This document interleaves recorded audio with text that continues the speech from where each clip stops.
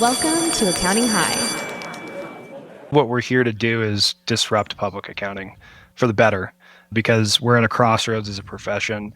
And if people are only talking about the problems, not creating solutions, I think we all know how that's going to play out. So it's incumbent upon the folks that really understand the problem to come up with solutions in different ways to practice that are different than the 140-year history we've had as a profession that is actually going to be relevant in the future. And we really have to be a part of the solution at this point because everyone knows the problems.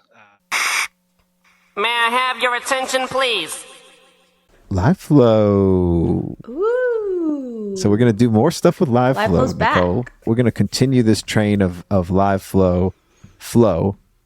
Anita's awesome. I love her. And we're going to have Terrell come on to do things with Live Flow. If you have the skill of an accountant and you think like an entrepreneur, you can help every one of your clients make an extra, a minimum, several $1,000s a month, depending on the size of the business. Hold on, but I'm trying to understand one thing. You've been providing the same type of service, and then all of a sudden you come and say, like, look, you need to buy this tool or that tool, but they already know that this is the level that you provide anyways. Wouldn't there be an argument that, well, we received it anyways, why on earth we would buy this tool now? So the way I approach it with them is I said, hey, getting this tool is going to make us even better. You'll get more real-time access to the data because I'm giving you the best that I can with the tools that we had. And I know there were a couple clients that were asking about more real-time data feeds. And I was like, hey, based on the limitations of the process, there has to be downloaded from the system and put in the spreadsheet. It's a manual process. Now, if you want faster responses from me, we need to make an investment in a tool. If we get faster responses, I'm going to be able to help you even more than I'm doing now. And so when I explained it that way to them, they were like, yeah, hands down, let's do it. Let's go get this tool, because if this tool is going to help you give me even better information, then they're like, we're going to make even more money. And I'm like, I agree. And so when we start looking at it that way, I think that changes the whole nature of the conversation to where they aren't like counting pennies and overanalyzing, saying like, well, maybe I can afford it. It's like, no, I'm going to help you make more money so you will be able to afford this and other stuff you want to do. You recognized there were limitations in the process, and it was your process that was being limited. And then this is an outside tool or something new that can be introduced to then unlock the entire process. And that's what automations do at our firms. That's what, whenever we introduce something new, like ChatGPT is the big unlock for the world right now. Like limitations in everybody's brain processing. Now we have an AI assistant to help us with everything and anything, right? But when you're looking at your processes, a lot of firms, that's their limitations to grow or to do anything. They hit ceilings when their processes aren't matching up, or they don't even have documented processes. Live Flow is just a play on that word processes, workflows, processes, Live Flow, right? So Live Flow is being inserted in that process to then create an entirely new process that's better too. And that's their product. That's your product that you're selling the client. So I think that's beautiful. It's awesome how you did that. And for anyone that plans on attending AI CPA Engage or Scaling New Heights this year, check out Live Flow. Go to their booth. The co-founders are going to be there. They will get your models automated. They had a lot of fun with this at QuickBooks Connect last year. Check them out. May I have your attention, please? Welcome to Accounting High. It's freshman year at a brand new school. Here, we have no rules in place as we're on a mission to set our own traditions. So hang tight and learn with us as we grow. At Accounting High, you can expect to gain knowledge in a completely different way than what you may be used to, with some fun and oftentimes colorful conversations. Whether you loved high school or you hated it, here's your chance to be a part of an unforgettable experience redone. While you're here, don't forget to follow us on Spotify or subscribe on Apple Podcasts or wherever you may be listening to us right now so you don't miss out on any new episodes. And feel free to leave us a 5-star review letting us know how the school year is treating you. In addition, share this episode on social media, tagging us at Accounting High. So sit back, relax, and open your mind because class is in session.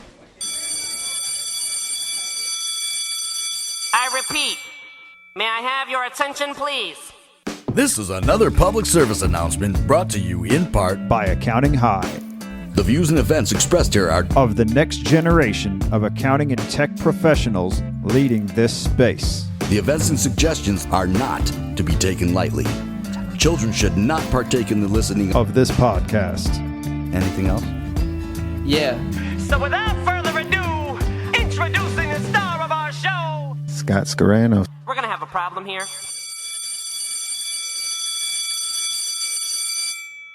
Let's welcome our guest, Birky, Chase Birky of Dark Horse CPAs. Happy to be here, Scott. Thanks for having me. Thanks. Yeah, thanks for joining me on this wonderful day in August. So, how you feeling today?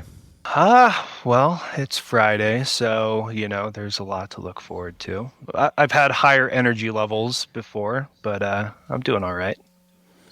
Cool. Yeah, my energy flows depending on how I wake up typically. It's always based on the sleep when I got to bed the night before nowadays. That's my problem. I had a night where apparently I was snoring and not breathing very well per my wife. So hence the bags under the eyes, but such is life. I didn't notice the bags until you brought them out. Yeah, I've always got to self-deprecate or else, it wouldn't be me. Yeah. Well, I'm watching the self-deprecating. I'm trying to be in on the joke of my self-deprecating rather than be part of it. I don't know. But we'll see. So tell me, let's just kind of start with early history, right? Like your origin story. If you were the superhero of this story, give me some of the origin. Yeah. How did you get into accounting or CPA world, right? Totally. Well, hopefully I'm the guide in the story. I'd rather be the guide than the hero, but that's just a personal preference. Well, I'm reading Think Like a Monk, and guide is clearly defined in there. I like the guide persona. So now I'm going to frame this conversation with you being the guide. I like that. Yeah. So I started out at Deloitte in audit, and it was back in 2009. And back then, for those of you who remember, it was kind of the tail end of the Great Recession. And just getting a job was really all I cared about at that point, because I had friends that graduated the year before and they were struggling to get a, hostess job at Chili's sort of thing. No one was hiring. And actually, a class before me at Deloitte, a number of them got laid off just because of the situation. So my thing was just, I need a job. I wasn't at that point qualified to go to their tax department because they were requiring a master's, and wasn't really thinking about doing another year of school. So audit it was, for me. Figured it would be just a good place to start to learn about business in general. What I found was I had no idea what audit was. When I started work there, because you have an audit class in your undergrad, you take the audit, part of the CPA exam. But the reality of the practice of audit is worlds apart from the theory that you learn. And so I quickly learned that audit was not where I wanted to build a career. And so at that time, you needed 2 years of experience with the lower education requirement to get your license. So my thing was just, okay, I'm going to do my 2 years and kind of figure out the next step, as soon as I can. And so along the way, I had a chance encounter with a guy I graduated college with, and he was starting his own firm that was more tax and CAS centric, which had a lot of, appeal to me because audit just, wasn't quite piquing my interest, so to speak. So that conversation evolved and, the plans were put in place. So once I got to that 2-year mark, shortly thereafter, we were going after it, in a partnership. And so that was back in 2011. And, as a lot of partnerships do, there was things that broke us apart. And so it happened rather abruptly in my case. And this was back in 2015. And, really all I was concerned about at the time was, okay, I'm going to take a handful of clients and just pay some bills and figure out the next step. I had zero plan.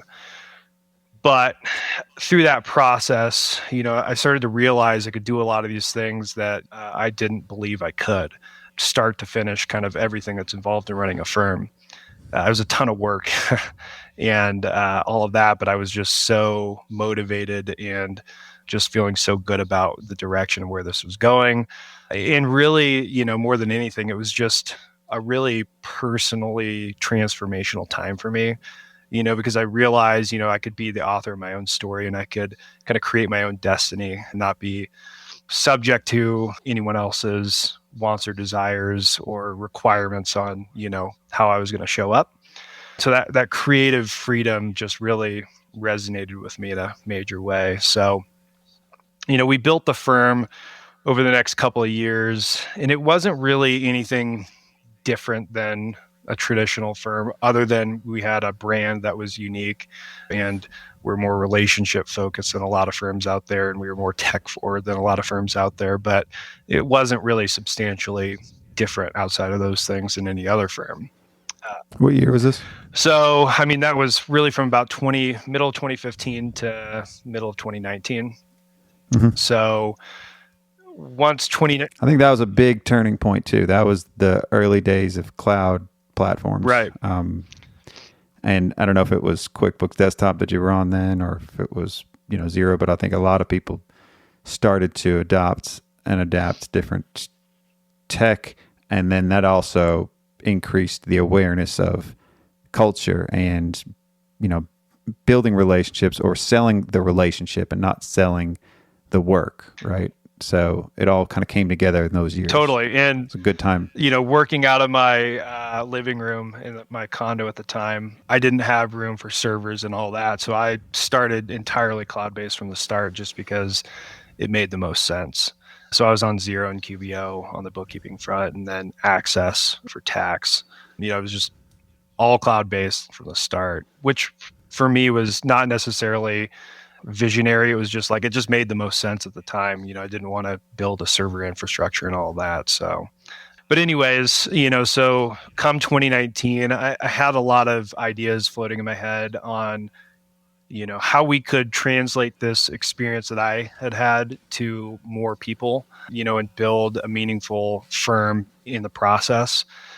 And so I think it was May of 2019, I took a trip to San Luis Obispo, 3-day trip just by myself, and just decided, I was going to dedicate myself to putting these ideas on paper and just seeing kind of what came out of it, because it was just kind of floating around in my head and it didn't really have any clarity at that point. So by the end of that trip, I'd really come up with kind of what the shell of what we pivoted our firm to thereafter was going to be.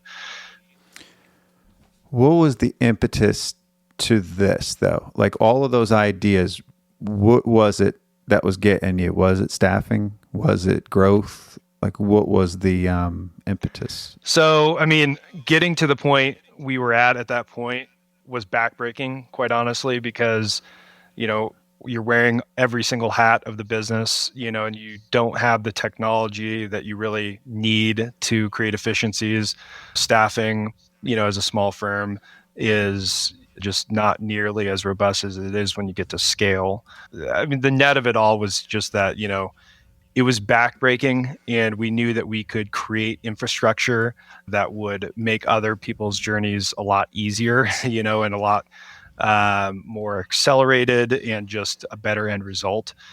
But I knew at that time, once I created this, plan of what Dark Horse would become as a platform CPA firm, that I was going to have to dedicate really all of my time to building this platform out, building out the infrastructure, because, what I've come to realize just by hundreds of conversations with different firm owners is when client service, when you have too much of that on your plate, the things that you want to do and that would really create major efficiencies and just a better practice over the long run tend to get deprioritized for whatever deadline or client deliverable that's on your plate. And then when it comes time to actually execute on some of these ideas, you don't have a lot of time or energy left.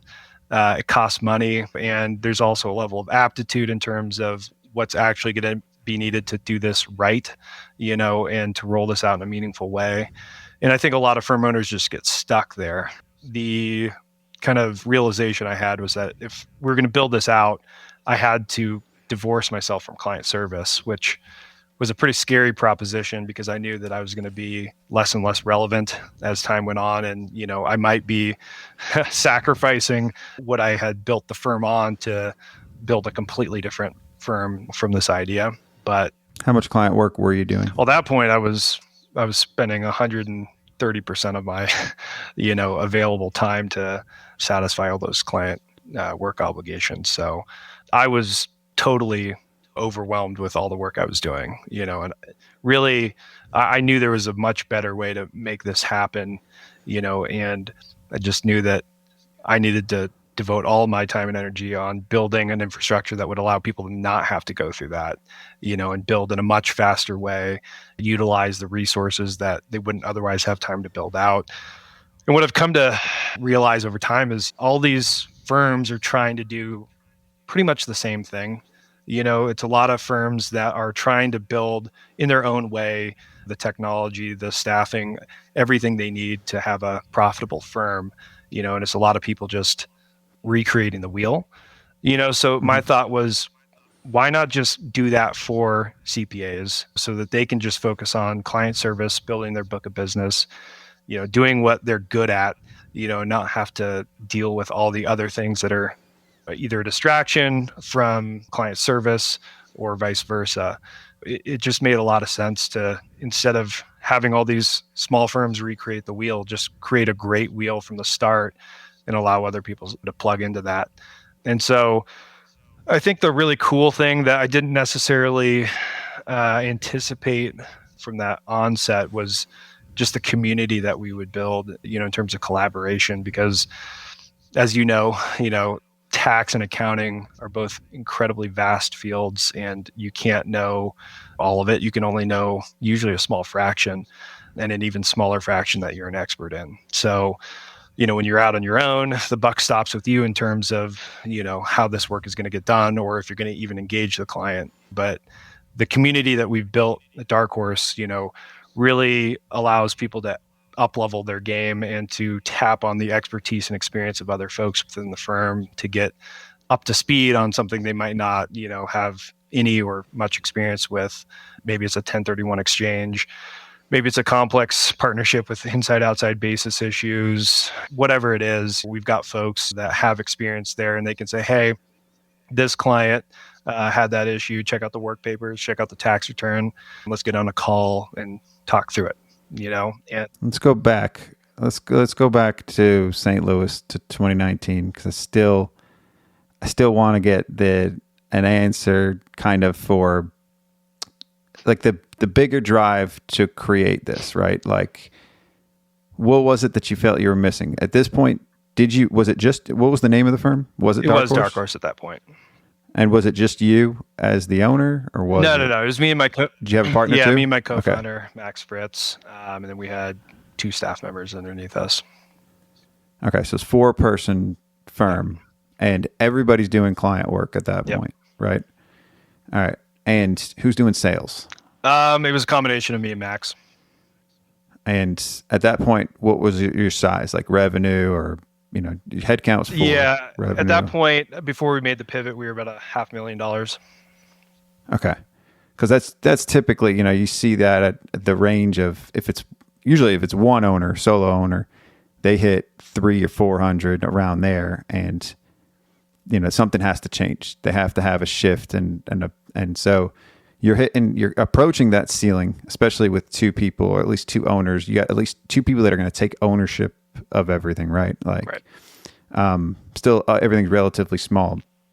But was it that you didn't see, like, was your goal to get to $1 million? Like, what was your goal then at that point? What was driving you?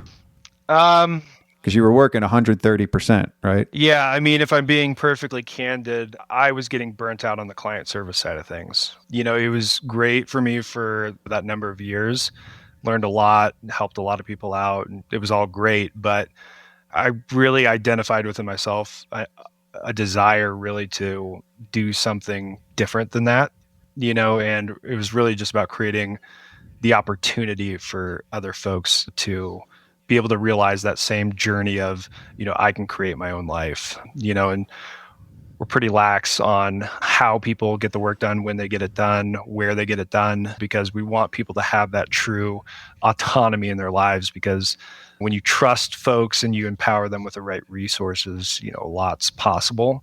And I think the profession in general tries to chain people to either their desk if they're not working in a remote environment, or to their laptop if it is in a remote environment. And at the end of the day, it's it's almost comical, because you're talking about type A, high capacity, high integrity people, that you don't need to put that structure in place for them to really achieve a lot. You just need to align them with the goals of the organization. You need to make it so the business they're bringing in that they're servicing, they're seeing the profit from that. And it's not just more hours and the carrot being dangled out for a promotion. It's got to be meaningfully aligned, and alignment's really the core of everything we do here. Everything's got to be aligned. It's actually our golden rule, which really is about every action taken and decision made has to be at the benefit or neutral benefit of one of our 4 stakeholders, which are the CPA, their peers, their clients, and the firm as a whole. And if they have any decision point, that is a benefit to one at the expense of another, we've got to have a conversation, because that creates conflicts of interest, which creates short-term relationships. And this business is all centered around long-term client relationships and long-term CPA relationships, because I really believe in the value of continuity and the value you can create with long-term relationships as opposed to 1 or 2 year relationships. So again, we're going back. I'm gonna keep going back. So because I want to get to the heart of it, right? So you're trying to get out of the work. You've got this idea to do something bigger. How did you first get out of the work? That took a long time. It's not like you just flip a switch, and then you're done. I know. I've been there. I'm on the other side of it, but I want to hear how you did it. Yeah, I mean, really it's about building up the people that are going to take over that account. So it was a lot of me, at least at first, building Max up to be the person that they go to, and explaining why he's. So did Max turn into operations manager? What did his role? At first, he really shouldered the burden of all the client responsibilities that I was shedding. His evolution after that was doing the same for different accelerators and principals within our firm, giving them some of those clients, or a lot of them actually, and then freeing his time up to focus more on the operations. But that's when it turned into the structure that it is now, the principals, accelerators. At that point, you're only a 4-person firm, and you got these grand ideas. Practically speaking, like before you got your first principal or accelerator, were you, your 2 employees that were there, are they still there now? One of them is, yeah. One of them is? Did he become a principal or did he? She's on our leadership team. So she supports the entire operation alongside us. And she actually didn't come from an accounting background. We hired her out of a business I was involved with from a fractional CFO engagement. It was actually my father-in-law's business. And we just saw a real aptitude in her on the accounting side, just understanding numbers, understanding spreadsheets, someone who you can tell them what you need done and they can figure it out. And she's just been awesome. Sometimes that's one of the best people too. I mean, one of my best people, the client facing person, he has no accounting background. Yep. And it makes it a little bit more adaptable when it comes to tech and doing other things too, because there's sometimes you're just not too tunneled into that has to be done this way and this, and they can be a little bit more open-minded. Right. Too. They don't want to bring any extra baggage, but that's a couple people like that. And you've met Justin Kern, our VP of Principal Development. He's not an accountant, but he's able to speak to our CPAs in a way that another CPA would have a hard time communicating in that way. And he's really able to just make complex things a lot more simple, and actionable. And he's just done a ton of work with our folks to get them comfortable in a sales conversation and get them organized on their sales funnel and their processes and all that. And it's just a skill set that CPAs don't inherently have, but he's able to, impart that on all of our folks because that's his background. All right. So we're back in So this is 2019 still. Mm-hmm. We haven't got to 2020 because that's a big year as well in this evolution. You're getting out of the client work. Max, is it? He's handling operations, things, and the firm itself. Is it still like, where did you map this idea out? What happened like to building the firm itself or building the platform? At what point did you shift to trying to build a platform versus a firm? Pretty much immediately. So the thing about me is that, to use an analogy, if my GPS isn't connecting or whatever, and I know the general direction I'm heading, I'll start driving and then wait for the GPS to connect so I can actually get, turn by turn directions. The same thing is what I was doing with Dark Horse. It's like, okay, this is the direction we're heading. We're going for it. We're not going to suffer from paralysis by analysis or try to think of every eventuality that could come as a result of this. Just knowing we're going to have to pivot and be flexible, because what initially was written down in paper, a lot of things just didn't match up with reality, but we were only going to figure that out by experience. So we hired our first accelerator in July, so literally 2 months after that trip to San Luis Obispo. And and how did you define that accelerator? How did you define that role at that point? So, I mean, a lot of the core parts of it are the same. So, that role is meant for someone at the manager, senior manager level out of just a traditional firm. And they essentially come into our organization. We train them on our technology, on our sales process, both of which were a lot more elementary than they are at this point. Right. Yeah. Because you're still trying to figure it out yourself. And what's the value prop for them?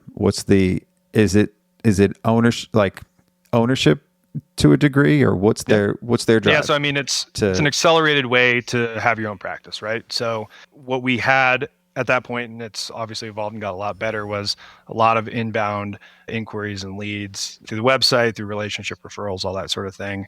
And the responsibility of an accelerator is to have those conversations, engage those clients, build a book of business. They're earning a salary in the meantime so that they're roughly making what they were at that previous firm. So they're able to do it in a way where it's quick in terms of building a book of business. They're not going through a period of time where they're making no money and then have a bunch of debt to pay off. So it's really meant to be about a 5 to 12 month program, where they build that book of business up to 150K in recurring revenue, and then they have the ability to become a principal, at which point they get equity in the firm as a whole, and then they own their book of business. So when you started, when you had your first accelerator, did you have too many, so you had the website, you had leads, but it was their responsibility to build it. Did they have to go out and find clients as well? Or did you have more leads that you could handle? Or did all your leads just end up going toward that first accelerator? Exactly, yeah. So, I mean, we've never had a situation where we've had to have people go out and hit up networking events or whatever the traditional business development plan has been for firms for 100 years. It's really just been, we have so much inbound traffic that we know that we're going to keep them full. And when we started, it was one person, then it became 3, and it's been as high as 10 at one time.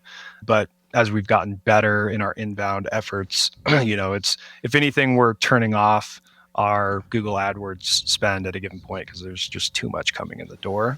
So that's never, my theory on the accounting profession in general is there's never going to be a shortage of clients. There's only going to be a shortage of CPAs. So if you can procure the CPAs. Already is. Yeah, exactly. Already is a shortage.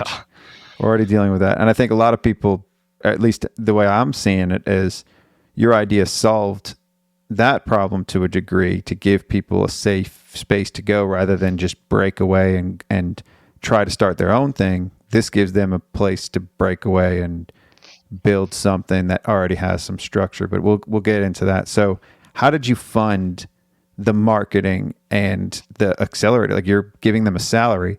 How do you fund that? Because you're operating a firm that, did you just take a big cut? And if you're getting out of the work and somebody else is doing your work, where's the margins to be able to fund that? So there's and it's not just the accelerator program, but in the accelerator program, where we really just built this platform out, there's a buy-in as a result of becoming a principal. And so that's where we recapitalize. But cash flow is different than profitability. So there was definitely some need to take on some capital, which we got in the form of, some pretty attractive debt, which, at this point, I'm very glad that we didn't have to take on investment capital, because we now have our cap table open to be able to grant to people who are building the business as opposed to just the people who funded it. So yeah, I mean, it's been front loading with debt, and then these buy-ins pay off debt, and rinse and repeat sort of thing. Okay. So some loans, some favorable loans or lines of credit, maybe. EIDL also helped, to be candid. Oh yeah. Well, that we didn't even get there. That didn't exist yet, right? You got your first accelerator, right. and then things are looking a little bit more clear. Maybe you had so give me that journey. You're out of the work now. How is Justin there at that point too? Or? So Justin started consulting with us, I want to say end of 2019, beginning of 2020, somewhere around there, just part-time, helping us get more organized on the entire sales function of our business. And then we brought him on full-time August of 2021. Just because we saw the opportunity and the skill set that he brought that Max and I didn't have at all. So right. Since he's been full-time with us, we've made just some really substantial leaps in our processes and our ability to recruit, to train people up, and get them pricing engagements the right way, engaging with the right clients, and building something that's scalable versus a bunch of low-paying clients that is really difficult to scale. So, title of one of our latest episodes is Making Accounting Scalable, right? Like that's our profession, the way the industry has been built, traditionally speaking, is not very scalable. Right. So at that stage, you knew and you were owning your weaknesses. You were hiring people to strengthen that. It sounds like Yep. You're building a platform, not a job, not a firm. You're building something that's going to, that could continue to grow without you to a degree to allow you space to continue to innovate. When did you, visionary, that's a word that came up too, but also you say guide, right? So at what point did you figure out your role? Well, I would say that that's an ongoing question, right? Because as you grow, your role as a CEO has to grow with it and change. Well, when did you start using the word CEO? You don't see that much in firms, right? Especially firms with 4 people, 5 people, right? Yeah. I would say that probably happened shortly after we hired our first accelerator. Okay. Yeah. Because that gives you a bit of a paradigm shift to see yourself differently and see this as a business and not as a practice. Yeah. And shortly thereafter, we went further and became a C Corp with more of an equity structure of a tech startup. Also rare for firms. Right. Because ultimately, yes, the core of what we offer to the public is accounting and tax services. We are a CPA firm, but we're also highly different than just about every other CPA firm out there, and we wanted to have a structure that, reflected that. I don't mean to interrupt, but no good idea comes in a vacuum. So what was your main inspiration point for this? Yeah, it's interesting because I can't recall necessarily specific things that I saw that were like, oh, I need to incorporate this into Dark Horse. A lot of it was just out of the box, like, what could we possibly do? And what I came to find is that there's a lot of parallels with other industries that maybe subconsciously was influencing some of these ideas. There's also a law firm that I came across early on. The name's escaping me now, but they were, a platform law firm. Okay. And so the fact that they were 250 attorneys at that point was kind of like, well, okay, there's clearly a business model to be created out of there. our model is vastly different than theirs, but just the idea that you could create something that wasn't specifically just a partner or a group of partners owning a book of business, because that never, appealed to me in terms of valuation of a book of business for a CPA firm being at 1.5x if you're lucky sort of deal. I wanted to create something that had a lot more value than just a book of business. Yeah. Yeah, I talk about that luck because we had somebody on who had just released a different episode where somebody bought for over 2 times, and I thought that might have been a little bit of luck involved in there in the seller at least. So you're building a platform. I mean I heard the tech reference too, like similar to a tech company and similar structures there, and I've always looked to that as guidance and as a guide. My parents have a software company, and I've been surrounded by that. So I always thought that's a better way to model the relation. That's why we call you're starting to see this a lot. Like we're using phrases and terms. Like I say client account managers and things like that. Like I'm using those phrases as people are, as we're changing, as we're evolving, I'm trying to model a lot of the things that tech companies do. Mm-hmm.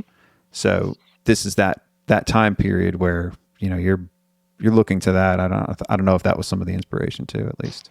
Yeah, I mean it's interesting too because we're also in an environment where there's accounting firms that become tech enabled or maybe technology centric, and then there's tech companies with engineers that try to become accountants. Right? There's some middle ground that seems to be missing there in a lot of ways, whether it's a pilot or one of those outfits that it's all about the tech and very little about the person. My philosophy on the tech was that's not really important to a client. What we're doing behind the scenes to produce the work product is not really where the focus should be, where some of those other firms, that's all they're talking about. It looks more like a pitch deck to investors than a sales pitch to a client. So I really wanted our technology to be behind the scenes, supporting the CPAs and creating a great client experience, and not talk about that, because at the end of the day, it's the relationship you have with your CPA that is what can't be replaced by technology and what's most important to the client too. Yeah. And it was very hard, and I think it still is for a lot of firms that are just adopting tech to not want to show it off, and not tell the client, this is how we're doing everything and all the benefits of that, because, they've had both sides of it, where a lot of their work and everything that they produced was the actual work. The production work was the product for them. That's what they were selling, because they had to spend so much time just getting that together, and then they were billing on time, and all of these changes are still like very ever present, omnipresent to a lot of firms that either haven't adopted them or just are getting onto the other side of that. So selling relationships, obviously that's something that you latched onto early, and that's critical. That's key to understanding the future of what's going to happen after the tech is fully, taken over and adopted, and we can do tax returns like that. I think that will happen in our lifetime, where tax returns are going to get a lot easier. Oh yeah. I mean, it's first going to take some. We can get into the IRS conversation too, but it's going to take a lot. Yeah, I mean that's a big part of our focus too. Is helping folks create future ready practices that are not so compliance oriented. Because, I mean, there's a lot of people that would say technology is not going to infiltrate as quickly as the SaaS providers out there will tell you. It's probably somewhere in the middle, but as time goes on, more and more compliance will be marginalized and fees compressed because there's less work involved, right? And at a certain point, if you're 30 years old, by the time you're 50, if you've got a practice that's just all compliance oriented, who's going to want to buy that? Number one, what sort of fees can you even charge at that point? Really what the goal here is to be able to use technology to eliminate the blocking and tackling, free your brain space, for being able to have those advisory conversations and be that indispensable advisor, and so it's really incumbent upon us to help our folks create a practice where they're able to do that, because that's going to be, sustainable. That's going to be a long-term relationship. And, when it comes to value pricing, that's kind of what it's all about, because no one cares how long something took you to complete. They just care about the quality of the deliverable and the value you're providing, whether it's tax savings, outcomes. Yes. It's all about outputs versus inputs. So as this idea starts, I'm going back again, as this idea starts to start taking shape, starting to build your management team, starting to build this platform of structure, all of a sudden something happens in the world early 2020. I don't know where were you at right then? Like this March of 2020, boom, world shuts down a bit. You didn't have an office, did you? My garage. Other than that, yeah. I mean, which wasn't really public facing, other than a select handful of clients that we allowed in there. Yeah, I mean, it was But your employees didn't go to your garage. They weren't going there to work, were they? Here and there, yeah, they were. Oh, really? Okay. Especially Max and myself, we were pretty much in that garage every day. But I mean, everything was set up in such a way where we were set up. Must have been a decent sized garage. Was this outfitted garage? It was outfitted. Yeah. I mean, we definitely tricked it out. It was a pretty cool place to, do your work in, but had its limitations on how many people could be in there at one time, obviously. Sure. But yeah, I mean, we were set up to be entirely remote because everything was cloud-based, as is. Most of our client interactions were, through Zoom or otherwise, so there wasn't really much of a stretch to be able to just say, don't come over to my garage anymore, and I think the real benefit of it was it got people comfortable with working with CPAs in a remote digital way, and it kind of debunked that feeling of, well, I need to see my CPA face to face to actually get any sort of value out of them, which, to be honest, is just a result of bad experiences with CPAs that were paper-based and disorganized. And the only time you're really getting 100% of their focus and their attention was when you were meeting with them in person. So, people were forced to do that. And then they realized this actually is a lot more efficient. I don't have to drive, to and from an office. We can just hop on a Zoom and talk through whatever it is. We can, show them the tax return, on that screen and talk through why it is the way it is and what we're going to do tax planning wise to increase their tax efficiency going forward. So it was actually a really big help for our business because we were already set up to work that way. It created less friction with potential clients in working that way. And that's held true to this day. So it was hugely beneficial there. And then also the importance of Google-based search really just only increased over that time period. And, so many firms have historically and still remain slow to adopt that. They just want client referrals to build their book of business. If they want to build it at all, enough firms out there don't even really want to build. So it was just really low-hanging fruit and easy pickings to, put together a digital strategy and not have hardly any competition out there, to help feed the books of businesses for our accelerators and principals.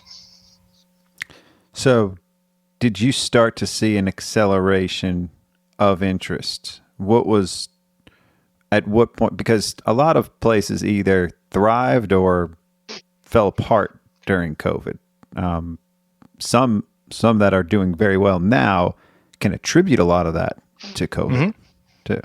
Yeah, I mean, the other thing I didn't touch on, which was a huge help to our business, was I would call the pandemic, the great existential crisis. And specifically with accountants, it was kind of a moment of silence to reflect on what am I doing with my life, as opposed to just going through the motions. And obviously that led to a lot of folks leaving public accounting, as many publications have expanded upon. But for us, especially when you combine that with the friction that a lot of people were enduring with firms that were either paper heavy or on-premise heavy and weren't really in the cloud at all, what it took to get to that point just kind of opened their eyes like, this really isn't the way of the future. Even if I get offered a partnership opportunity, do I really want it? Is this really a firm that is going to be what I want it to be when I'm a partner, and eventually when I'm not a partner, and hopefully the existing staff are paying out my retirement. So in a lot of ways, it just opened people's eyes to, okay, I could work with a firm that isn't regional to where I live. I don't want to continue working with a current firm because as soon as the pandemic ends, they're going to bring me back into the office, and I don't want to do that anymore because I've realized how much better my life can be if I'm working remotely and I have time to spend with my family, because the hours as they are in public accounting at an office means you don't really see your family a whole lot during chunks of the year. So for a lot of reasons, it just opened people's eyes. And then as, our name and brand got out there as an option more, we were just getting a lot of interest. And I don't know what that would have looked like in the absence of the pandemic. I know that it absolutely accelerated it. But well, big part of it too is when you mentioned brand is the culture, right? And the type of branding that you guys have set yourself apart in an industry that's traditionally very professional, whether it's in an office or not. I mean, at least you see people wearing polos and not hats, right? Like, so you guys, your thing is like the hat, the t-shirt, like we're laid back. We're just like you, like speaking to the client. That's pretty rare in this industry in and of itself, and especially for the people that you're trying to attract as principals. So I mean, I'm sure that them being at home and then the shift in attire changing too and people changing, that probably had something to do I mean, with it what too, you I'm sure. wear influences how you feel, right?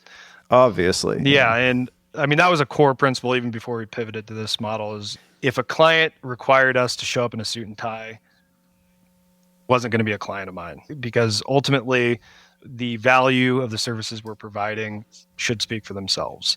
And ultimately, I think a lot of people have some form of an aversion of interacting with their accountant, because it's awkward. Maybe the accountant's introverted and it's just hard to have fluid dialogue. Our thing was like, look, we're relaxed, we're relatable.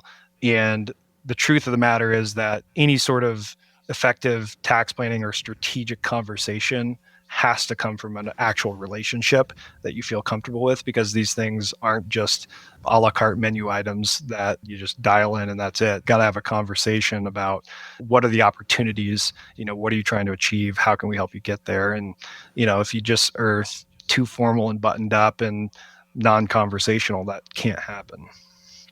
Right. And that's a turn on for some clients. Some clients actually want the buttoned up and feel like they need that. So before they even come to you, for you to decide if they're going to make you wear a suit or not, I mean, they're not even going to show up. But then the ones that do, it's refreshing, right? The ones that see that relatability, that authenticity, we're not going to put on a different hat to go meet with you, and we're not going to be somebody else that we're not. And then right after we leave seeing you, Mr. Client, we're going to become something else. Like, so that to be yourself, I think is refreshing and a value prop for the client and also for the potential principals, right? And the potential. I mean, it's exhausting to try to put on a hat that isn't authentic with every different client and try to be who they want you to be. My thing is like, put out into the world what you want to attract and be comfortable with the fact that might turn people off. But as I said before, there's plenty of clients out there. So if we offend 15% of them by being casual, oh well. I'm learning that with this podcast. I can say some offensive things as a joke. Some people take it the wrong way. That's fine. Put yourself out there authentically, and then the world kind of, will react its own way. And then you realize that that's how anybody reacts to anything, right? People get to know you and then realize it's the same person, and I think they appreciate that there's no duplicity in that. I've had that where I think I'm going to meet somebody, and then the persona that they give is entirely different than the person that they are. It's almost the opposite sometimes too. So let's first go to, public personas. So right now, what's your role? What's your role in Dark Horse? My role is strategic direction for the enterprise. I've got involvement in most aspects of the business, but I'm not the one driving things from start to finish. I think personally, my strength is getting something off the ground, but getting it to 30,000 feet, I'm terrible at. on most things anyways. And so I've got a great team around me to get that to elevation once it's lifted off the ground. So thought leadership, putting out content that attracts folks to us. It's a lot of hats. Certain days feel overwhelming, certain days feel underwhelming, but really it's just about putting our folks in the right seat to succeed, whether they're on the corporate leadership team or, they're an accelerator principal, just giving people the face time and the coaching and guidance to achieve better things. How many different hats, literally, not wearing different hats? How many different hats do you have? I probably have 25 different Dark Horse hats. Okay, that you wear? Yeah, although this gray one and my camo hat are kind of my go-tos. Your go-tos? Yeah. Okay, cool. Yeah. And I like my accessories. I got a lot of hats too. But so wearing the different hats, let's go for some hard numbers too. I probably should have done this earlier, but to kind of set the stage into everything that's going on. So what's the revenue now for Dark Horse? So in 2021, we were at 2.3 million. This year, we're projecting about 5.6. 5.6. That's pretty much a double. Right. And then a long way from your 400 or 500 when you started. And how many principals or accelerators? What's the phrase now? Like, is it accelerator or is it principal? So an accelerator is the beginning step to becoming a principal. A principal for us is akin to a partner in a partnership, just in a much better way, we would argue. So we've got 17 principals right now, actually 18, because we just promoted one as of August 1st. And we've got, I believe, 7 accelerators. Okay. So how many people total? We're about 56 right now, I believe.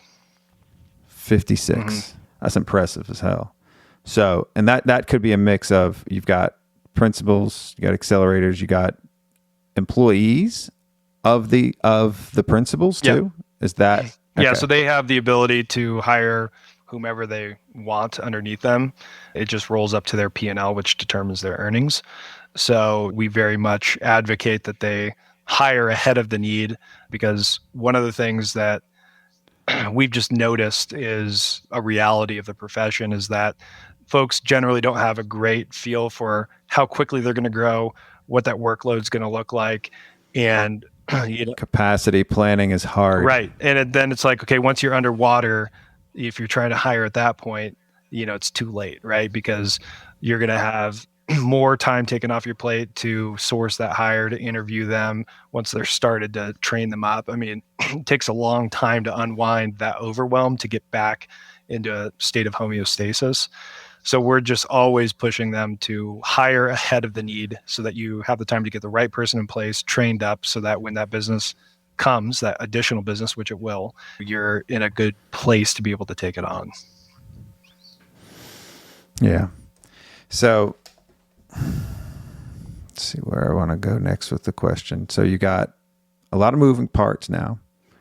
How many people in the management team that are driving the ship? So we hired 2 people recently, one in July, who is our tax operations manager. And then starting on Tuesday in a couple of days, we have a CAS director starting with us to really dial in exactly what our CAS offering looks like, the systems and processes, really just to make that more of a sophisticated element of our business. Because just in all the conversations I've had, I think CAS is really the most immature service line that any public accounting firm has. The acronym isn't even defined. Yes, totally. It's not. It's used all the time and nobody knows what they're saying. They kind of know what they're saying, but I don't even know. To be what honest. CAS means to one owner versus another. Yes, there's overlap, but it's very different. And is that fractional CFO? Is that fractional controllership? Is that just bookkeeping and payroll and some bill pay? It varies. And what we have found is that people are just doing a lot of one-off engagements that, they're probably using a lot of the client's pre-existing tech stack, and they're building practices that are just highly dependent on them because there's so much nuance to account for across all their engagements that without them, so it just customized. doesn't work, right? So our aim with this hire is to really get to a point where we've got a really defined set of offerings. Of course, you can go beyond that depending on your aptitude and kind of what your interest level is on some of those things that are outside of that box. But creating a very well-defined box, that we're putting out to the public and that we can create some major efficiencies around. So this is a huge value prop for an individual that isn't systems minded. You've got resources and people to continue to drive the ship for them so they can literally just do their job. And these do they enjoy, are a lot of your principals, do they enjoy the client work and the client interaction? They better, or else they're not a good fit for, our firm. Pretty much everyone we've hired up to this point, we've been very fortunate with. I mean, we're talking about just great people that truly have their clients' interests top of mind, their peers' interests top of mind, and they're just here to make people's lives better. So these are people that are different than you, right? Like I'm sure that you're relatable to them, but you want it out of the client work. Yeah. I mean, ultimately, we're getting folks that it's very important that they're thinking through the long term, and it's not just, well, this is better than what I'm currently doing, but ultimately I don't want to be in public accounting. We're very selective and very forthright with, look, you've got to be able to see yourself in public accounting over the next 10, 20 years. If you don't see yourself there, we're probably not a good fit, because once again, we're looking for these long-term relationships. So all of our folks are just highly motivated by their clients and their peers' success. And ultimately, if both of those are happening, everyone's, being built up together. Right. It's for the profession itself, we need more platforms like this, or else we're going to continue to lose people to just leave and go private or go somewhere else. They're going to need a home to go. If they don't want to go build a firm on their own, this is a way. And this is a huge stepping stone for them to be able to build something that they have some ownership in and they see a clear path. I think that's pretty cool. Yeah, I mean, kind of going back to your original question, which I know I was dancing around, really what we're here to do is disrupt public accounting for the better, because we're in a crossroads as a profession. And if people are only talking about the problems, not creating solutions, I think we all know how that's going to play out. So it's incumbent upon the folks that really understand the problem to come up with solutions in different ways to practice that are different than the 140-year history we've had as a profession, that is actually going to be relevant in the future and, be attractive to folks that are going through undergrad programs and those who are thinking about leaving, maybe those who left and might decide to come back. We really have to be a part of the solution at this point, because everyone knows the problems, and we're not in a place to be able to solve all those problems. I can't take away the educational requirement of a, license. I can't necessarily change what other firms are doing that are pushing people away from the profession, but we can create our own solution. And ultimately, we want to scale and grow this thing to really an infinite level, because if we do this on a small scale, that's not impacting the profession, and so the more people that we can bring into the fold with what we're doing, not to say our solution's the end all be all, but we know that we can positively impact our CPAs' lives and our firm. So why would we hold that tightly amongst 50 people? Right. Yeah. So what are the big goals now? Yeah, I mean, to continue to grow, not just from an impact standpoint, but every person we add has, their own experience and expertise, which just adds to the collective, makes that collaboration that much more impactful. We're launching a financial advisory practice here in November. So we'll be able to provide both wealth management and tax accounting services. So really be a global partner with our clients on their total financial situation. My BHAG really is in the next 5 to 10 years to take this thing public. I think that would be a great liquidity opportunity for the folks that helped us build. It would do a lot to continue to build the business and attract talent, because the traditional partnership model is such that you have, an equity interest in a partnership firm, which is basically a deferred annuity, which has its benefits and, is secure and predictable and all that. But without the talent replacing the lower ranks to pay those annuities out in retirement, is that going to be meaningful enough for all the time you put in? We want to create something where we're creating value that has a tangible, in this case, a public liquid market to be able to improve your financial situation and not defer it until your 60s or 70s. Would you be the first public accounting firm? Well, there's CBIZ, right? They're probably the only US-based comparable there. They have an audit practice. We don't, by design. But there also is a firm in Australia named Kelly Partners. I actually know their CEO, Brett Kelly. And they've created a really fantastic business over there, with a model that has a lot of similarities to ours, also has its differences. But they've shown that there's, value to the tune of 9 figures in that business. So it's certainly doable. Well, like I said earlier, no good things come in a vacuum. So you'll probably see others that, like you did already, that are similar. And then you can kind of learn from each other and build off of that too. Right. There's just a lot of irony in that. Like, do you become technically a private sector if you're public? We're in public accounting, and then you're a corp, you're a C corp.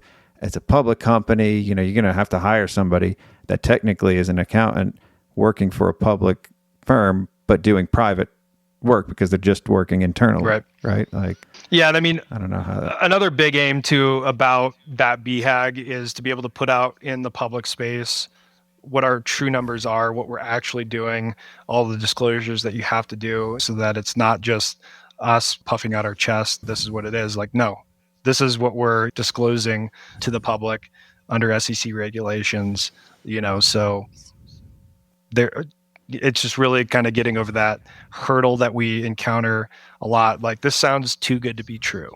I mean, we hear that a lot. And, there's a good element to that and a bad element to that. That skepticism we want to continue to erase from people's minds by showing what we're doing as an organization, for them having conversations with principals and hearing it from their perspective and not just myself, Justin, and Max.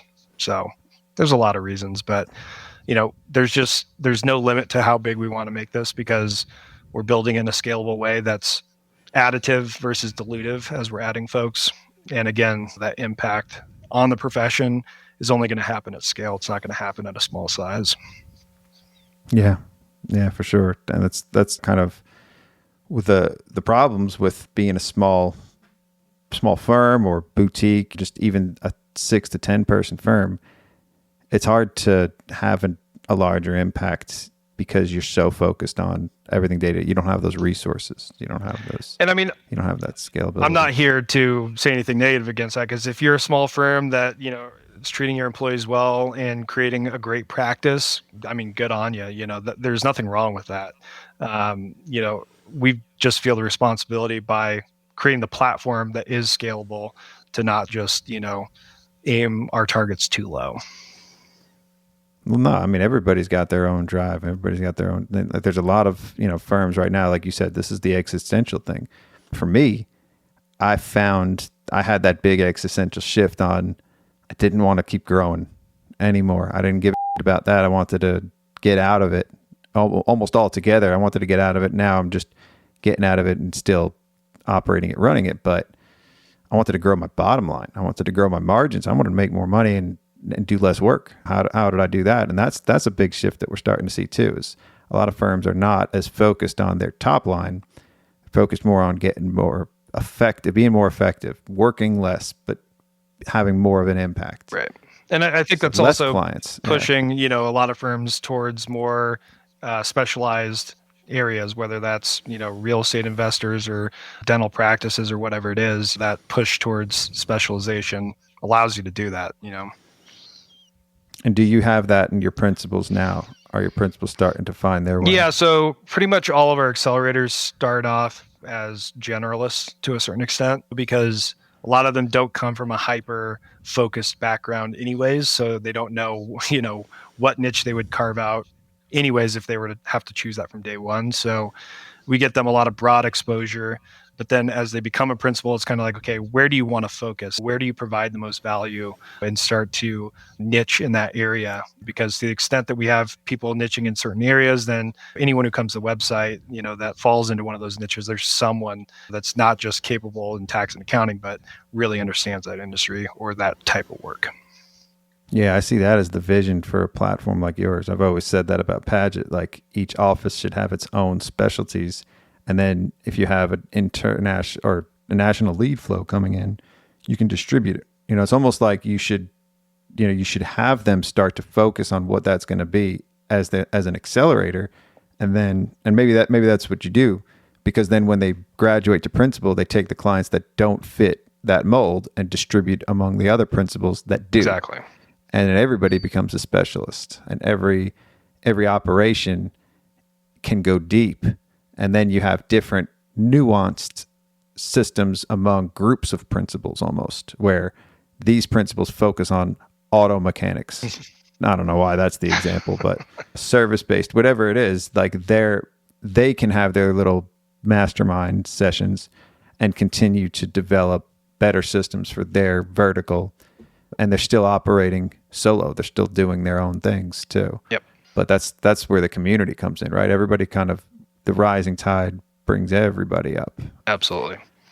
As a collective. I mean, I think that's the way to go. That's most all conversations lead to, and get to the point where you can be most effective and most profitable and happiest when you're working with an industry that you're passionate about too. And it's a niche that everybody's benefit from. You're using the same systems across all your client base. You're using the same tech. You're getting answers from one client that you can distribute to all the other clients, because you're learning from everybody too. That's the way to go. And I still haven't done it. I can talk about all the benefits of it, and we're still very generalist. So yep. Yeah, I mean, it's a commitment, right? And I think there's some fear in making that commitment, putting more of your eggs in that basket. Oh, hell yeah. That's a big fear. This is, it's like a double-edged sword, the fear is too, because people would always use the example of, if you had a lot of restaurants and COVID came around, but the ERC comes around, and now restaurants are the best client to grab, because, you haven't done the ERC? Well, we can get you $150,000. And now here's our fee for that, $15,000. Like, all of that is great. We love taking on restaurants now. That's a big, but you fear that some outside circumstance could take out a whole industry. That's very rare. I mean, at least, I think we take it for granted that death and taxes, right? Like, people are always going to need us. And there's industries that could be quasi recession proof, but everybody's impacted by something. There's always something that could wipe everybody out. Totally. Yeah. And I mean, part of the value of a platform and a collective is that there's always a safety net, right? So if you're in an industry that something changes regulatory, or the industry goes into decline, or whatever it is, there's other mechanisms to retool and find other niches you can carve out. All right. Can we talk about this wrap? Yes. Let's do it. What was your thoughts when I said to you I was going to do a wrap? So you guys bought some ads. Mm-hmm. I was going to play this at the commercial break, and I think I found it. I got to find it on my phone here. So I'll play it first. Okay. King Parody, Scotty J. Y'all ready? Because there's no going back. You have a firm and feel all alone. Another tax season down, you still haven't grown. It's a struggle, but wait, you're not alone. Birky built a platform that'll help you transform. There's a better way to CPA, new technology and processes, manage teams and price profitably, deliver high quality, scale your firm, building with limited time and money, keep up with a consistently evolving industry. That's funny. Building and branding can be backbreaking, growing from scratch to sale. Don't sell your soul for traditional, come join a platform that's built to scale. Share strategies on a complex sitch to tax, tips and tricks. Dark horse so dope, there's not a problem that they can't fix. You wanna collaborate, you want both autonomy and support. If you want community, then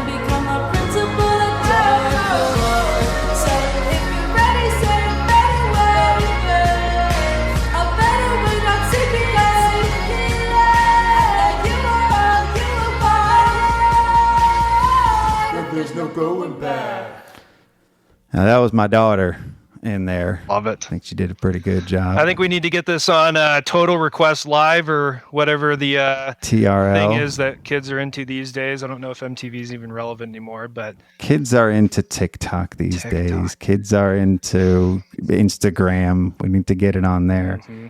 We got to clear the licensing. This is. I don't even know if I'm allowed to do this. If I'm allowed to take a parody, like I call this my Katy parody, right? Like this was. My first parody was Outcast's AT Aliens. We had an episode that's dedicated to that. Nick's Tips on Poetry, where I was talking about that one. I was talk about this one on that too. But I don't know if I'm allowed. I mean, I found the instrumental on YouTube. I used that and then just rewrote the words. I felt like it wrote itself. You wrote it. These lyrics were pretty much yours. I cringe on a little bit of them because I think I could do a better job now because I'm on the other side of it, and now I'm like a little bit more critical. So I don't know. What did you think of this? Well, I think it captured the message well. I mean, on that note, our message is not always easy to encapsulate into a short sentence because we've created a category and there's just a lot of like explanation and context that people need to really understand it. So the way that you were able to distill it into lyrics and get the message across, I thought was fantastic. Yeah. Maybe it could be a little cringy in certain parts, but I think it got the message across perfectly. Yeah, well, that's my MO. I'm like always half cringy, half serious about a lot of things. Yeah.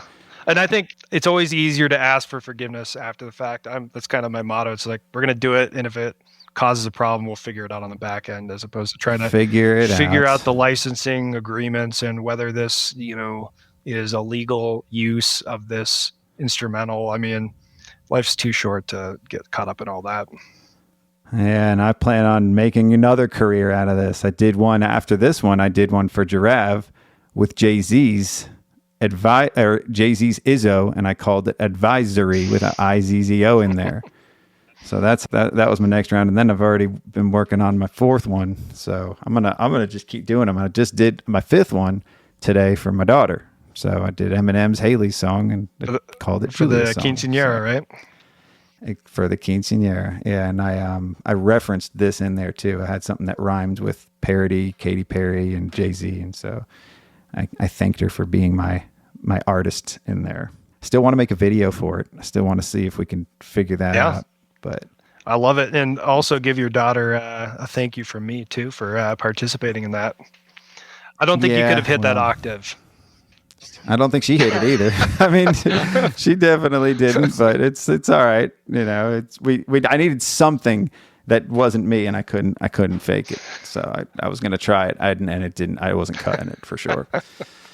But yeah, I mean, you say backbreaking probably 4 or 5 times in this conversation too. And I kept thinking, whenever I hear backbreaking now, I think building and branding can be backbreaking, growing from scratch to sale. Don't sell your soul for tradition. No, come join a platform that's built to scale. You talked about platform, you talked about scaling. So I felt like these were all your words anyway, that I just wasn't effortless. It felt effortless at the beginning. I was like, oh man, I could do this. This was like, and I probably was and still am at the peak of Mount Stupid in my ability to do this stuff. I'm still learning. Where exactly did you pull? Was this pulled from the website in terms of some of that content? I forget where you were pulling that from. You gave us a script. Oh. So I wrote the lyrics? You gave us pretty much. Yeah. I should give you get credit for all of this. This is your rap. I wrote it for you guys. You can do whatever the hell you want with it. I'm just like trying to figure out how to do this stuff. And to me, it's like a puzzle, right? So I had your lyrics on one side, or your script for what we were supposed to do. And that was enough right there. And then on the other side of it, so I had, when you open up a puzzle, a box of pieces, you got them all laid out there, and you got the picture, and you got to match the picture. You got to make the puzzle, right? So your script was the pieces, and the puzzle, the picture, was the song. I mean, to the extent we can get these lyrics in people's minds and, have them start singing, it's like, what better way to drive home a marketing message, right? A betterway.cpa. So Nicole, we did a review, we did a poetry session, and she said, right after I said it, she's like, Is it a franchise? Is it like Paget? And I guess that means that the value prop was delivered, because that's what people should think, right? It's not a franchise. We can make this clear. Not a franchise. Not a franchise. Yeah, I mean, in terms of the structure, it's maybe the closest thing you could compare it to, but we're intentionally not a franchise because we have a much more active role with our CPAs, and it's not, akin to a McDonald's restaurant where you just buy all the supplies from us and rinse and repeat our process and pay for the branding. It's really much more deep than that, and we're getting into people's practices and helping them build in a much more involved way than a franchise outfit would ever do. So, right. Well, and it's helpful though to have some model as a comparison, because then you can compare and say how you're different from that. It's like, it's a double-edged sword, to use your terminology, because it helps people conceptualize, but then it also brings all the negative connotations along with it. Of course, yeah. And you're not any of those negative connotations. So that's a thing to be, as a sense of distinguishing or a differentiator. It's kind of like, my daughter's not Katy Perry. I'm not Juicy J there. But I was doing my best, but I'm still doing my own thing. Yeah, and just as general information too, a big way we're different for an existing firm that might want to become a dark horse firm. There's no buy-in, and there's also no exit fee.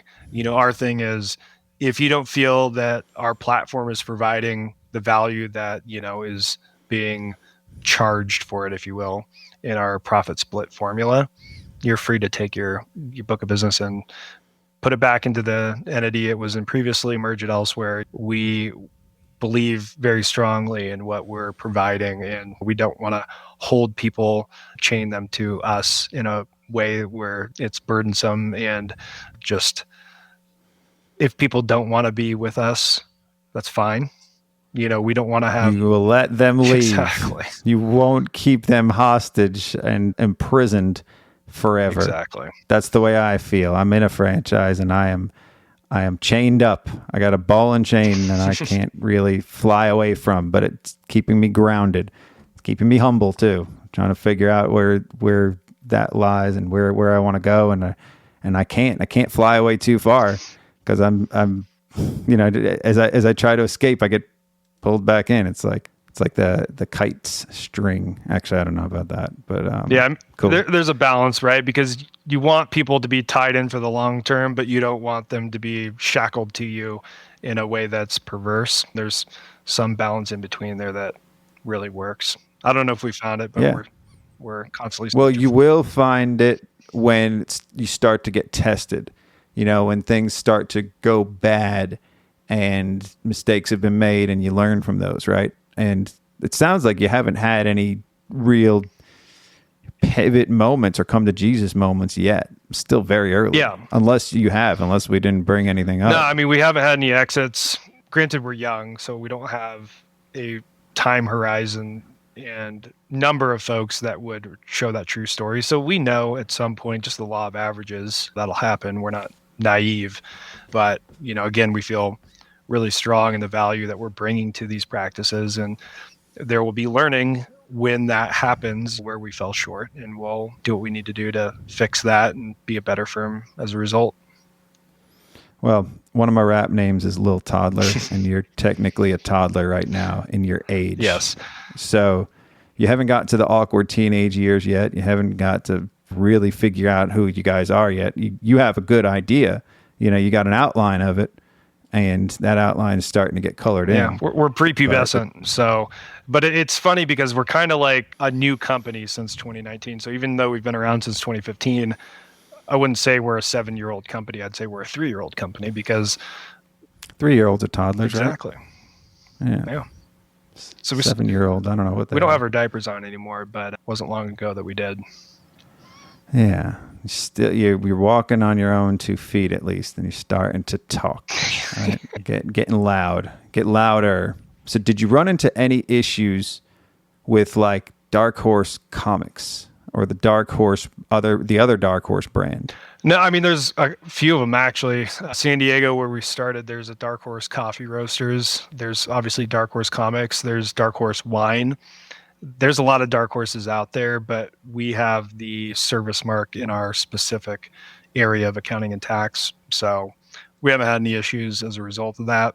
I don't anticipate that either. Not to say it couldn't happen, but. Can you tell me where, and this is what I should have asked really early on, but can you tell me where the name came from and what it means? Yeah. And so 2-part answer there. Where it came from was, yeah, this is embarrassing to admit, but our name prior to Dark Horse, when it was just a sole prop DBA, was a concierge, which Concierge? yes, was a combination of accounting and concierge. I know what it was a combination of. Yeah. I kind of like it, actually. You say it's embarrassing. I kind of like it. Well, the problem with it was not everyone was as, smart as you and didn't quite understand what it was, did not know how to spell it. So I beg to differ. Not everybody is at a low level of toddler intellectualness as me. Like, I get excited about the very simple little things that a baby would, or like that a kid would. Not very smart, but continue. Yeah. So, I mean, the learning there was to not be cute and clever, but be clear and have some intention behind what the name was going to change to. And so over almost a year, we were just spitballing ideas and nothing quite fit. So we just did a different exercise. Like, what's the concept we want to encapsulate in this brand? And it was really the idea of an underdog, because the small businesses that we're serving are underdogs to their larger competitors. And we didn't like the name underdog, but Dark Horse was a kind of a similar type of meaning. And we thought a much cooler name on top of that. Plus, some of these other brands that are out there made it a bit more ubiquitous. So it kind of seemed like, oh, I've heard of Dark Horse before, even though it might have just been the coffee or the wine or whatever. So it really was named that to represent the client, the Dark Horse business that, is going to compete against their larger competitors with our assistance. Right. And now, does it also play the metaphor in competing against the larger CPA firms, attracting principals? Yeah. So the way that I would say it is, the Dark Horse CPA is the one that is maybe overlooked at their current firm. Maybe they have their own firm that is overlooked by clients, but they're striving for more. And we're here to be, that trainer that takes that dark horse into a thoroughbred. So it's now got kind of a dual meaning, one on the client side and one on our CPA side. So I know of two other metaphors that are used in animals. There's black sheep and black swan, right? So black swan is used in, it's a term that's now used in investing too. Yeah, you don't want those. They could be really if good. If you're shorting stocks, too, yeah. Right? If you're shorting, I guess. Yeah, that's the point of that. But the black swan funds, and then black sheep. What does black sheep mean again? Basically the marginalized outcast of a family or other community. See, I feel like I'm the black sheep of Paget. That's what people used to call me. I'm a black sheep in a lot of ways too. So I'm marginalized and outcast. Why I took Outcast song and did the CP Aliens, because CP Aliens is also like foreign alien pot, the outsiders, right? So do you consider yourself an outsider? Oh, 100%. I mean, when we were first launching this, so many people were like, oh, that's really creative, but that's just not how the industry works, So there's a phrase that I think is, well, not a phrase, a term that I've used recently that I think is relevant. Accounting. So not accounting, but accounting. And I think there's just a lot of, you can't do this because of X, Y, Z. And sure, those might be obstacles, but I just really believe that if you have a guiding mission, and you have something unique to bring to the table, you can find a way around those obstacles. And the folks who get caught up in those obstacles aren't going to actualize the life that they probably would want, because they let those things slow them down. As I mentioned earlier, I'd rather do something and apologize for it later, as opposed to not do it because I'm worried about whatever the feedback is, or is this 100% legit, or, are there things we're going to have to massage or figure out to make it 100% after? I don't get caught up with that, unless I have someone that I trust saying, no, you absolutely can't do this because of X, Y, Z. I just think you gotta, if you have a good idea, you gotta run with it and see how far you can take it, but also be humble enough to know that if it doesn't work or you have to make a substantial pivot, you got to recognize that. Yeah. You got to be grounded by reality, or you got to have I say this like my head's in the clouds, but feet are on the ground. Right. Like, and then somewhere in the middle there, you get whatever you were trying to do, because you don't want to be too grounded. You don't want to think that things can't be flipped upside down, because they can, and they always will be.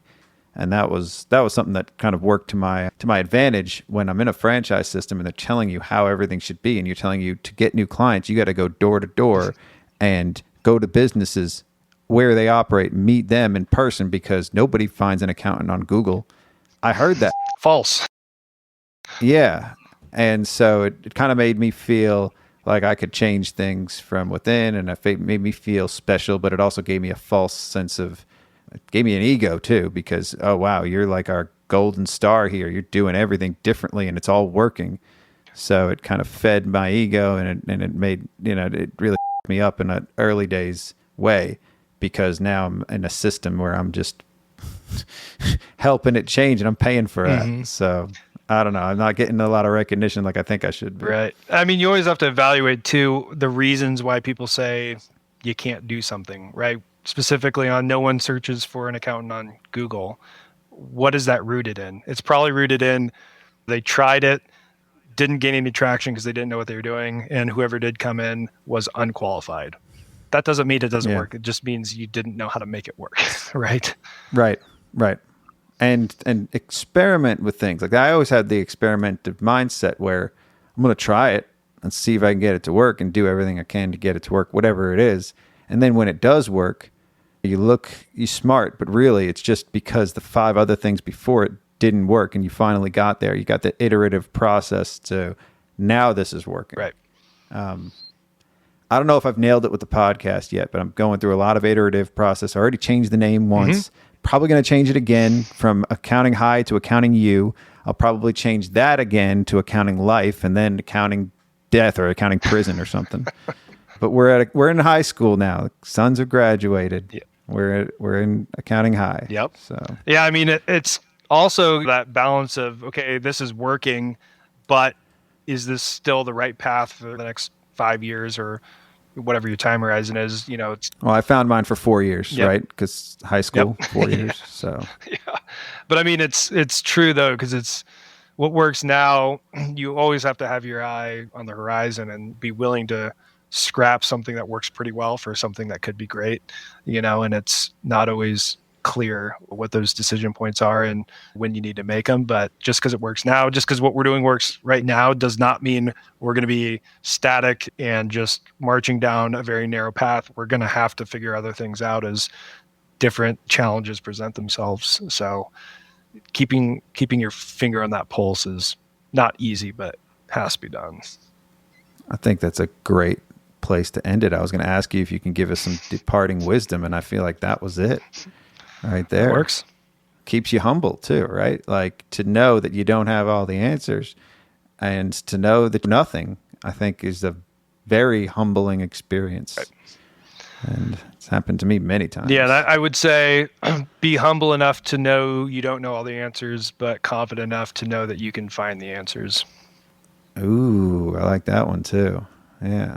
That sounds like the AA chants too, though. Maybe it is. To be something to know the difference, right? The things that I can control, the things that I can't, and the wisdom to know the difference. Something like that. Sounds right. Cool. All right, Chase. Well, thanks for joining us at Accounting High. Yeah, thanks for having me, Scott. This was fun. Yeah, peace out. Have a good one. Thanks, everybody.